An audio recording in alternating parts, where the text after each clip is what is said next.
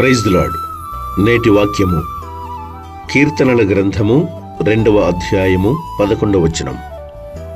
భయభక్తులు కలిగి యెహోవాను సేవించుడి, గడగడ వణుకుచూ సంతోషించుడి. యెహోవా యందు భయభక్తులు కలిగిన వారి యందు, తన కృప కొరకు కనిపెట్టు వారి యందు ఆయన ఆనందించు దేవుడై ఉన్నాడు. నిజమైన భయము, నిజమైన భక్తి కలిగి మనము దేవుని సేవించినప్పుడు దేవుడు మన భక్తిని చూసి సంతోషిస్తాడు, మన విశ్వాసాన్ని చూసి సంతోషిస్తాడు.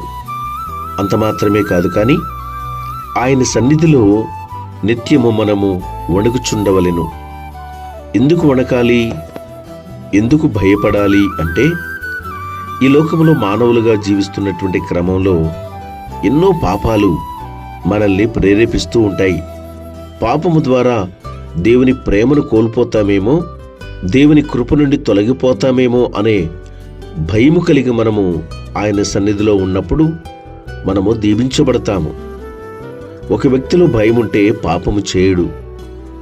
కనుక ఆ భయము, భక్తి రెండూ కలిగి ఉన్నప్పుడు మనము దేవుని సన్నిధిలో పరిపూర్ణముగా ఆయనను ఆరాధించగలుగుతాము.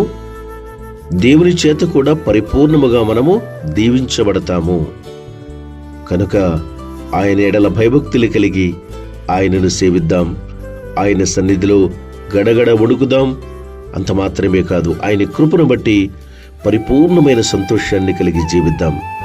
అట్టి ధన్యత మన జీవితాలలో దేవుడు స్థిరపరచునుగాక. ఆమేన్.